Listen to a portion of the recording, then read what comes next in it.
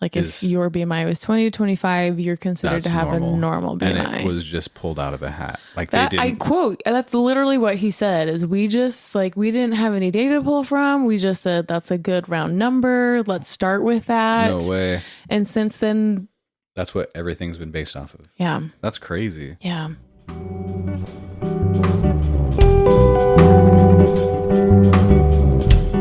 Welcome to the Complete Nutrition Podcast. The podcast where we break free from the dieting cycle and explore sustainable, realistic ways to improve your health.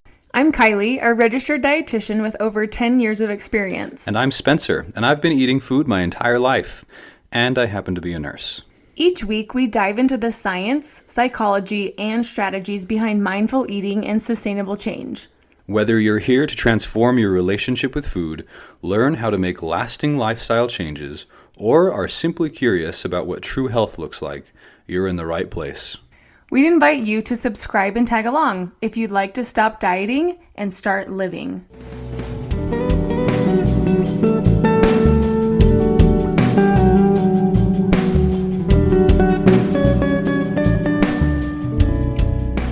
This episode is brought to you by Don Boone. This story comes from, so back in the 1960s, 1968 to be exact. And Don Boone, he worked in the oil rigs.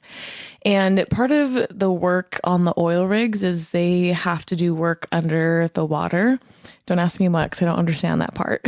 However, so he was in this underwater vehicle or compartment, I guess, doing the work, and they live in these barges underwater, the men that are working on these oil rigs, and they live for a certain amount of time and then come back up for supplies or their time off and then go back down. And cool. In order to sustain life, these barges have to be pressurized and decompressed so that humans can live in it without being compressed by the ocean. And so part of their process is that they have to clear out the valves, and they would like excrete all of everyone's waste out into the ocean. And if you think about pressurized things, when you would open a valve, that's a lot of pressure leaving and pulling out, pushing out into the ocean. So one unfortunate day, Mr. Boone was sitting on the toilet, which was connected to this valve, and someone depressurized it while he was sitting on the toilet. So it was all of this force that basically pulled him into as far as he could go into the toilet, but then took out his intestines. So, oh my God. I mean, absolutely horrific. So being pulled from the inside out, and so it was this terrible accident, and the ship doctor did emergency surgery, and he had to wait for 60 hours, and he had 3 feet of his intestines left that were inside of his body, and the intestines are about 20 feet long. So that was how much that had been extracted from his body. The doctor probably just like chopped out whatever was hanging out, I guess. Or tried to, I have no idea, tried to put it back in. Anyways, and he had to wait for 60 hours underwater before he could go back up after the surgery? They couldn't, because in this part, I'm sure a scuba diver would understand, like, because of the whole decompression and like having to do it in a systematic way, they had to wait for 60 hours before they could surface. Interesting. And so he had to sit there. Well, I guess they did the emergency surgery. Anyways, long story short, his intestines were pulled out of him in this terrible, terrible accident. And it was actually from this accident that we learned what sections of our intestines digest and absorb what nutrients. And so there's different sections along our intestinal tract where different nutrients are absorbed. So based off of what supplements and what deficiencies they started to notice in the outcomes of his accident, helped us to understand what what sections do what in the small intestine, which is super helpful for all of my GI patients with like Crohn's or colitis that have inflammation or ulcers on different parts of those sections of their intestines, or if they have had a purposeful bowel removal. Sometimes they'll remove infected bowel, and then we can say, okay, you're missing this section. We need to get you on vitamin B12 or C or whatever it is. So yeah, really horrific, super interesting. Did he live He for lived a long time afterwards? I don't know about long. I don't know when he died, but he lived to tell the tale. That's nuts. I hope he got workers' comp. Let's hope that was part of working in the 1960s. Yeah, who knows? That's crazy. Yeah, super crazy. Poor dude. I know. That like makes me worried about ever sitting. I know this wouldn't happen, but sitting on like an airplane toilet or something. Oh my goodness. Can you even imagine? I would rather New not. fear unlocked. Just gonna hold it in all the flights. Alrighty. Well, today we're going to talk about BMI and the history of BMI and my opinion as a dietitian, and we are going to jump in. And well, before we jump in, I do want to, I guess, give a disclaimer or a trigger warning. So if you have a history of disordered eating, or I don't know, if you're impacted or just have a lot of stress around BMI, we're going to be talking about BMI and weight. And so, just want to make sure that everyone is aware of what we're talking about today. And if this is a sensitive subject, feel free to skip. Mm-hmm. So for those that don't know, what does BMI stand for? It stands for body mass index. And what that means is that it's an equation that takes your height and your weight. And then it spits out this number, and it categorizes basically what your weight based off of your height. And it's classified into, and I'm quoting, right? I don't like these names or these categories, but these numbers are classified into normal, overweight, obese, and then there's different subcategories of obese. Doesn't it also tell you if you're underweight as well? Also, yeah, I should say underweight too. Underweight, normal, overweight, and obese. And it's just like an averaged out number that you should, if you're this tall, then you should fit within this range. I wouldn't say an averaged out. We're going to talk about what it all means, but that's the equation. Good. So like nothing, we're going to not use the word should, right? That doesn't mean that if you're a certain height, you should be a certain weight. That's one of the biggest take homes I want to take from this. But to answer your question simply, it's just a measurement of your weight based off of your height. And then they give you a number. And then based off of the BMI classifications, there's a lot of stereotypes from the health world. And we'll talk through some of those of why and what that is and what the new research is saying. Okay.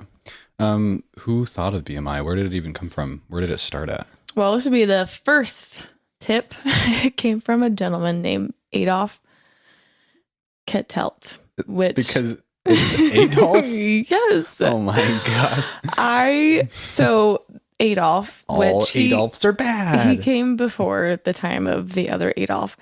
So this was probably inspired by. This is back in the 1800s, though. We use an equation that was used in the 1800s. It is over 200 years old, this equation. It just boggles my mind that I just feel like I live in a world of research, and we are always emphasizing research within the last 5 years. And I just think it's funny that everything's so much off of BMI, and it's from the 1800s. Anyway, so he wasn't even like a health professional. He was a Belgian astronomer and a mathematician and a statistician. And he developed this equation, and he was trying to use this to define the average man. So basically collecting data of height and weights to find, okay, these are all these people. This is the number of where their height and weight is, and seeing like, okay, this is where the average person falls based off of their height and weight. Do we still use the same data that he used? Like, are we based off of the 1800s people? Like, Okay, so this is the crazy thing. So he, like, I actually don't know what he used his data for, but we know it's this equation that categorized people's heights and weights. And then the first part of my career, I went to this weight management conference. So dietitians, you can get like a extra certification on weight management, and you have to do these trainings and take an extra test. And anyway, so I went to the training, and older gentleman stood up and he was talking about BMI, and he talked about how he was on the council that decided the categories. So the Belgian astronomer didn't decide the categories. This was decided in the States and with some health department. And I literally quote what he said. He said, "We just pulled it out of a hat. 20 to 25 seemed like a good number to start with." whoa. And then that's what we started using. And that's what we base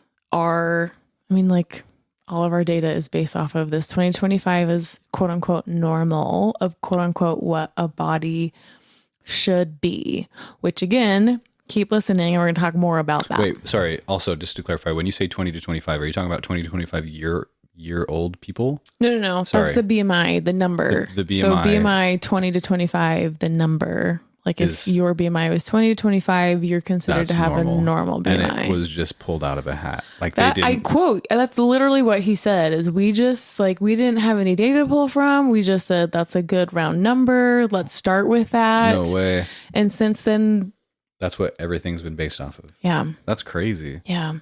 Wow. That's not super awesome sounding. Holy crap. Okay. Interesting. Any other tidbits about where it came from that we should know?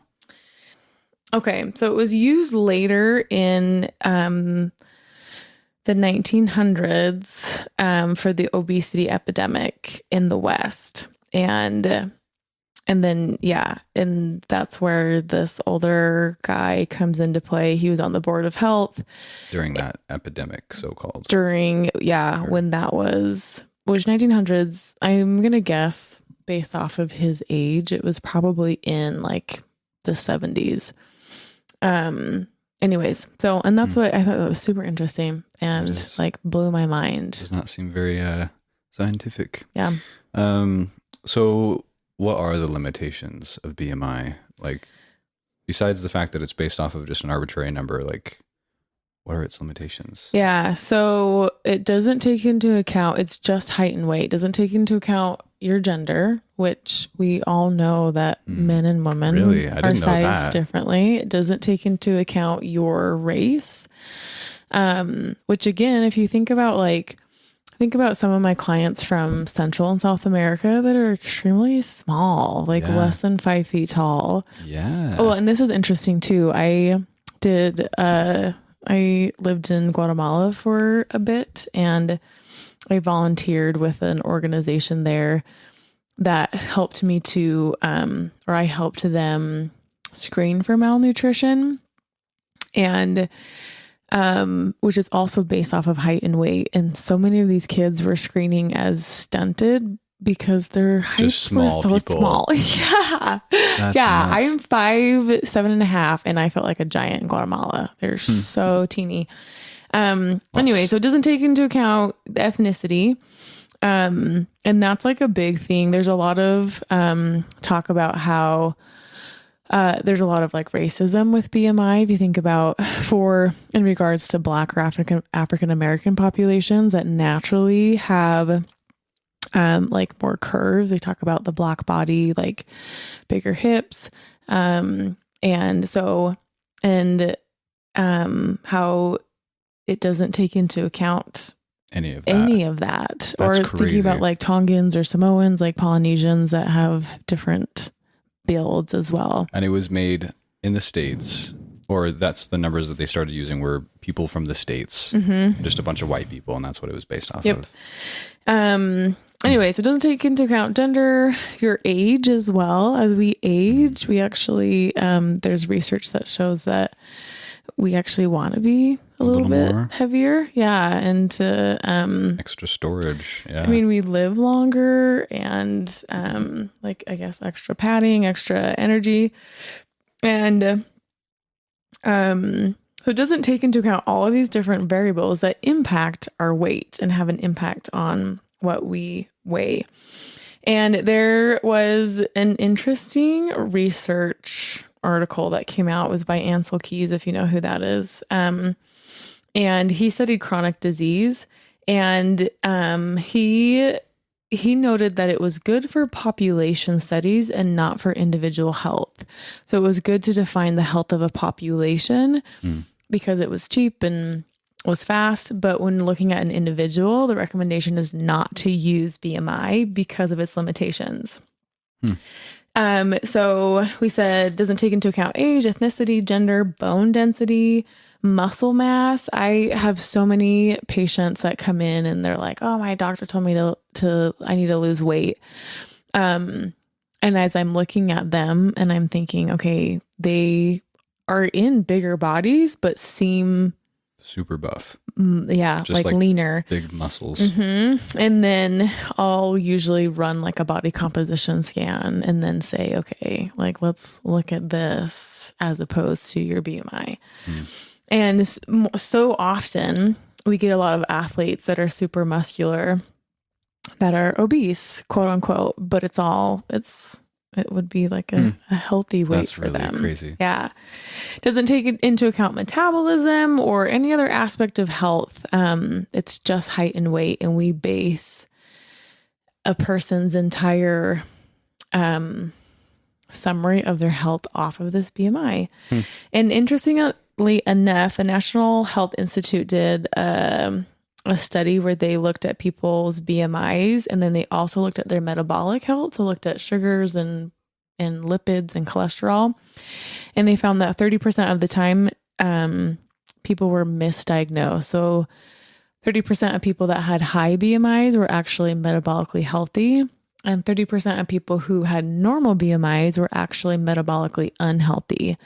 So the bias goes both ways, where people can get diagnosed as unhealthy in bigger bodies, And they're healthy. and then people in like smaller bodies can get diagnosed as healthy or assumed healthy, but really be unhealthy. That's crazy. That's crazy. It seems like a lot of the time healthcare practitioners or just hospitals are really slow at implementing data and research. I just think it's, well, and I mean, it kind of runs into like the next question, right? Why is it so often used? Super easy, super fast. It's automated. And I would also say that we are a very weight focused society. Indeed. And I also think it's poor medical education. We don't educate our physicians well. We educate them how to treat, not prevent. And so they know how to do prescribed medicine. We don't do well with educating our physicians with like the whole big picture. I think it's getting better. I think it's getting more interdisciplinary. To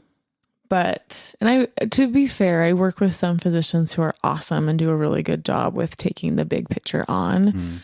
But I also work with some physicians who only focus on weight and actually recommend really unhealthy recommendations because it's all about the weight.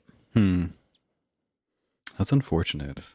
It is. It's unfair. And I mean, it's a form of discrimination for people in bigger bodies. And that's when people start to be afraid to go to the doctor.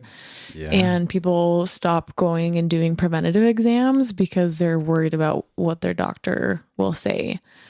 Yikes. That's really sad. Wow. I'm sure I can answer the question to this, but do you use BMI ever? So I always tell people I think BMI is stupid. And people always ask, well, what should my weight be? Or my BMI is this, and I want to have a normal BMI. And I tell people it's stupid. And here's why, and go through all the reasons and the list. But because we are such a weight-based society, I have to use BMI because insurances will cover well for people with higher BMIs. So like No their way. visits will be paid for. Which If is they're- also like another bias too, because I think Yeah. regardless of like what your size is, you would benefit from a dietitian visit, right? Wow, that is a stark example of systemic bias. That's really crazy. Mm-hmm. That you can't And- get covered unless you. Wow, that's really nuts. Yeah. And anyways, so well, and I would say like it's coming from this place that we feel like higher BMI is unhealthy, and so they're more likely to cover if you have like cardiovascular disease, diabetes, or this high BMI. So I use it to bill insurance, but I do not use it as a standard to compare my patients and clients with. I don't use it as an indicator for what people have to shoot for in order to weigh. I just think that BMIs don't make sense, and like do not waste your time fretting over your BMI. So I have a follow-up question about why you don't use BMI. What have been some of the negative impacts that you've seen on patients that are like stuck on using BMI? Yeah. I think the biggest thing is that there's a lot of stigma around the categories, right? Everyone wants to be normal. Everyone wants a normal BMI, but if you're overweight or obese, there's a lot of negative stigma and a negative emotions and shame and embarrassment around those different names. And that stigma can be self-perceived, like we can feel it ourselves. It can also be projected. And this is where some of that like systemic bias comes from, that sometimes as a society, when we hear or when we see people in bigger bodies or we see like the word overweight or obese, there's negative terms, and sometimes those terms we associate with lazy or no good or ugly or unsuccessful. And I mean, that's part of the sizeism, right? Is this negative stigma that's associated, that's not true, that's associated with some of these words. And I just think it's not helpful because people will try and go to any measure to leave behind these stigmas and achieve that like normal accepted BMI. Which, I mean, is hard to not want to do that. Stigmas are hard to live with. They are. And I think it's a hard culture to change.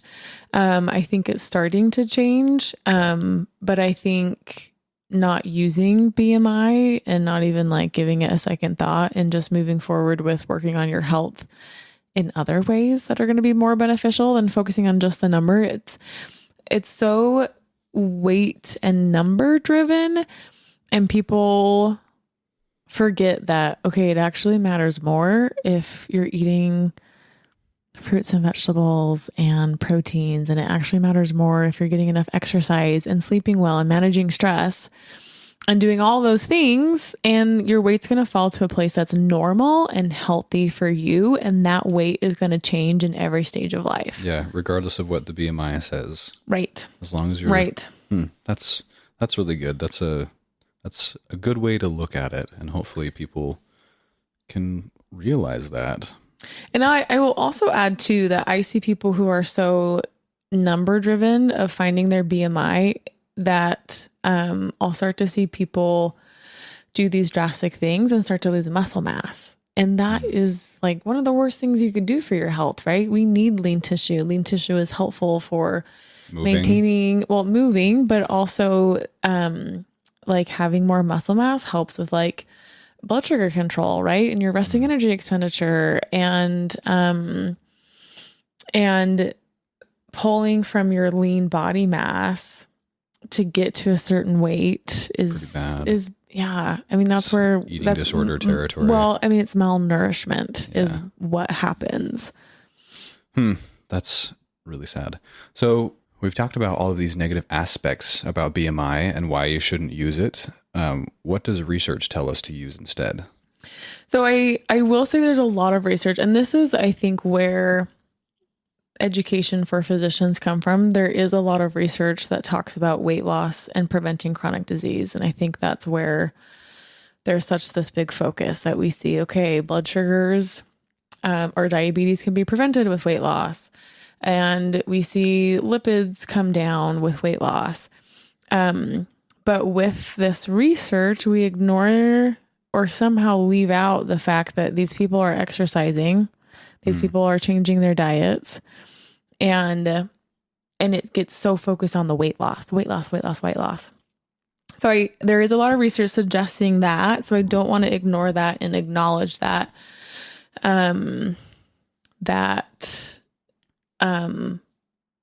like there might be some, maybe too strong of an association that bases all of the outcomes based off of the weight loss. Whereas you're looking at the big picture, there's more to it. And like weight loss was possibly just the outcome from changing behaviors. And so what the current research, there's more research that's coming out and showing us that we had too narrow of a focus for what, like where the increased risk of mortality was. Before we used to say 2025, now we're finding that it's almost U-shape. So 20 to like that class 3 obesity is where we start to see increased risk for all-cause mortality. And so that's a much bigger range from 20 to 39 or 40. That's a much bigger range of weights and body types that you can be healthy. Those ones are healthy within those ranges. That you're, I mean, we use, so when I say increased risk for all cause mortality, basically that means like your chance to die, I guess. Yeah. From whatever conditions. Right. And so, yeah, we're just finding, especially in the older population, that we're finding that people who carry a little bit of weight actually end up living longer. Because if you think about like cancer and some of these other conditions that wreak havoc on an older person's body, being equipped with extra weight does help with outcomes and with longevity. I was just thinking about the stat U-shaped, and going back to stats. Thinking of how U-shaped works because it's mortality on the y-axis and then the BMI on the x-axis. I will add too, if you want a good resource or a good place that has compiled all of this research in a summary, the book by Lindo Bacon, Health at Every Size, is an excellent read. And he, just goes through the studies and talks through some of the research that maybe isn't as well known of helping us to expand this viewpoint that we need to be focusing on health and healthy habits in like whatever size a person is. And like you said, if we're worried about it, our weight will follow naturally wherever is healthy for us. Yeah. I had a client who that was her like acceptance thought was, as I focus on behaviors, my weight is going to fall into a weight that's normal for me. And I think that's the concept of health at every size. And that's a little bit of a controversial topic because some people talk about, well, we're not like promoting unhealthy behaviors and saying like, oh, like you're perfect the way you are, no matter what, that's not true. Right. And so, yes, we're still promoting you can be healthy at any size. But regardless of your size, we all need to be trying to strive for being active and incorporating whole foods and getting a balance. Just that skinniness doesn't equal health. Yeah. Health does not look a certain way. Yeah. Yes. Which is hard to rewrite an entire culture around. It's going to take a long time, I'm sure. It does, but it starts with you. And you in particular, and all of our listeners. I tell people that I work with, if you agree with what we're talking about and don't agree with this like fat phobic and weight centric society, get mad and start pushing back. When you start trying to lose weight, you're conforming to what society wants you to believe. If you want to lose weight because you feel like you should, or whatever else, you're basically agreeing that health looks a certain way. So be an anarchist. No, I and think just burn down. shift your Just focus. kidding. Shift your focus on behaviors and changing eating habits and physical activity as opposed to doing whatever it takes to change your body weight. It is hard to not follow society, though, for sure. It's difficult to sometimes do that. It is, and that's so much easier said than done, right? Because of the bias and like the harmful things that are said. And we'll have another episode on weight bias. There's something called thin privilege. If you have never had to be nervous about like weighing too much for a certain activity or like a roller coaster or like a chair, you have thin privilege. If you have never had to be embarrassed to ask for like a seat extender or ask for a different size, you have thin privilege. So it is hard to live in this world of that's made for smaller bodies. So I do want to acknowledge that and say that it is a hard and biased world, and it's easy for us to say we have thin privilege and we're in smaller bodies. And so like I just want to acknowledge that this is a hard topic and this is a hard society to live in. So find a support group or a dietitian or somebody, just people that will help you, because it's hard to do it alone. All right. So I just want to review really fast, make sure that I am clear on everything we talked about. Just a quick review. So we talked about BMI, which is body mass index based off of your weight and height, which we've discovered is pretty inaccurate, way too narrow, and that it's averaged with, like, the average American doesn't talk about ethnicity or exercise or anything that we talked about, and then has a lot of limitations. It's often used because, why is it often used? Because it's easy and cheap. Yep. And because that's what we've been taught our whole lives. Mm-hmm. And then better research shows that your weight will follow if you just are using normal, healthy habits. No, that's not what the research says. Wait. The research says that health and like your risk for death is expanded to a much wider BMI that's range. what it was. But, yeah. But we did say that your weight will fall naturally wherever is healthy if you are living a healthy lifestyle. But that's not what the research was talking about. Yeah. No. The research was the U-shaped curve. Right. Yeah. That's like not necessarily in the research. My bad. Yeah. Thank you. Okay. Thank you for That's why I'm reviewing. That's why I'm reviewing. It's good. It's helpful for myself as well. Okay. Yeah. Kylie, what are better indicators of health then, if not BMI? The focus should not be on weight for sure. And I will say there's actually more evidence supporting your waist circumference as an indication of chronic disease. However, I do not recommend to start measuring your waist. I think numbers can be obsessive, but I just want to present the research and what the research says. And so what I tell my clients to focus on is how much are you sleeping? How is your mental health? How is your stress management? How is your financial health? How is your reproductive health? Your food security? How many fruits and vegetables? How many lean proteins? How is your consistent eating? Your balance eating, getting different food groups? And I think questions that you can ask yourself if you're wondering, okay, well, am I healthy? Instead of asking yourself, do I have a healthy weight?